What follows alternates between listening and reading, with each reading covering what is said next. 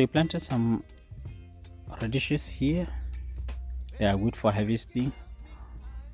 And that side planted some bok choy with broad beans. First time planting them, broad beans. We have some carrots there, tomatoes, another tomato bed here. We love them pickled, and then we use them on salads while pickled. You can also eat them raw in salads. So this is bok choy that I'm taking. This is bok choy we have here, so it's ready for harvest. And this side we have some tomatoes, Haynes 1370, some tomatoes up to the side here. We also have some tomatoes here, 6 tomato plants here. This one is doing much better than other tomatoes, so I don't really understand why only one is doing much better than these others. Some are looking a bit sad, sick, so even the leaves are complaining. If you do comparison, you can tell that these leaves are way bigger than these ones. So what could be the problem? Fertility, diseases? Not quite sure what could the problem be here. And we have a volunteer here. This one is a volunteer, so my intention is to get rid of this one, this sick one, and have this one growing here. So I'm going to bury the whole stem here. Just to direct it to go this side. So I'll bury down the whole stem. It's okay to bury the whole stem up to this point. The roots what will happen is that the roots will shoot off on the stem. It will develop more roots, so it's also a good thing, since it will make it stronger and it will take more nutrients using those roots. Another one is here. Also, this one looks terrible too. This one doesn't look nice, but it is producing very big fruits, as you can see.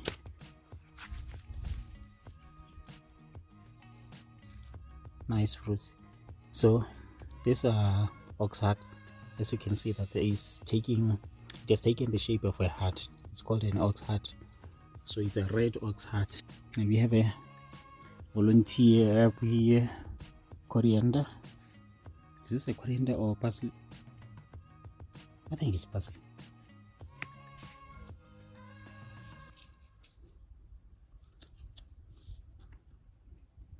No, it's parsley.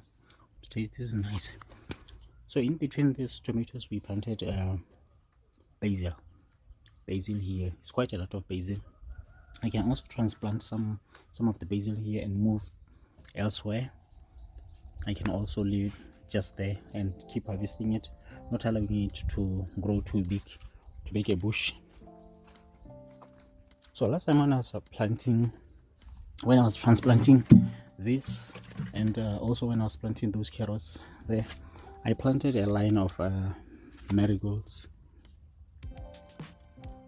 So these are marigolds here by these plants here, utilizing this space.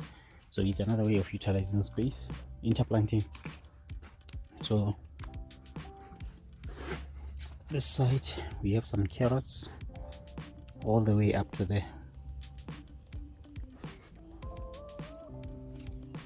They are now starting to be a bit bigger, so they're about this size. Some have some malformations. Some are okay, like this one. This is good, the size. Thin them when they are this size.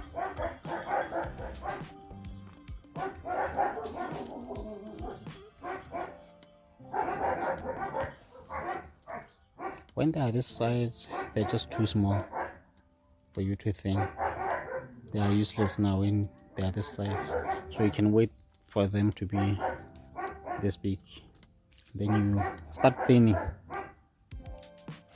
This is a volunteer deal.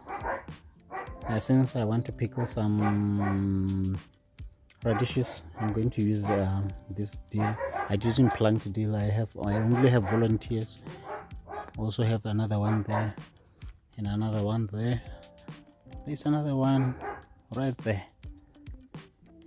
and there's another one again right there. So I have a lot of volunteers here. I think I'm not going to take them off. Take a look at this tomato here.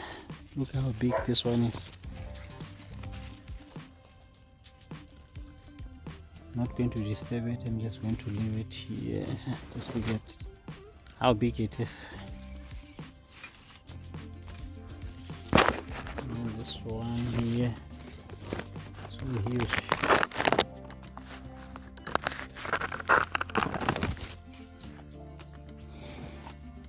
I think we improved the fertility of this garden here, of this plot here, with organic manure, organic pellets, or should I say organic fertilizer. This is the remaining of the organic fertilizer that I was using, the pellets that I was using.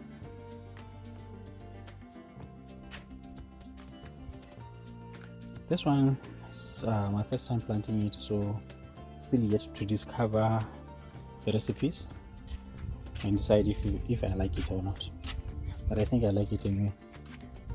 I like it already. Dill volunteers, more dill volunteers. So if you have some volunteers like this, sometimes you can just take them out, transplant them to a better spot. So these are dianthus. Plants are dianthus. This is a dahlias. It might look dead like this, but down there it's still alive. As you can see, it's producing some shoots here. It's producing some shoots because we are providing it with water. Battling weeds, it's a never-ending task.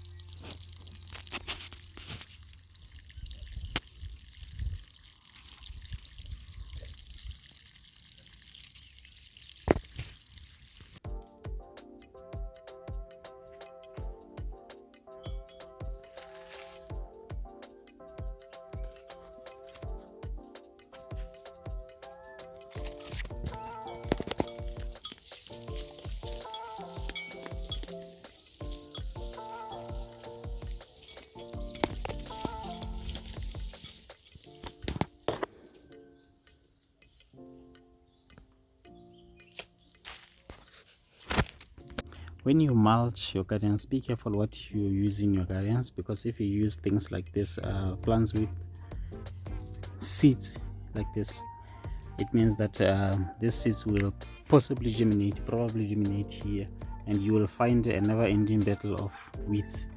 They will germinate, and then you will have to come again and start pulling those weeds again.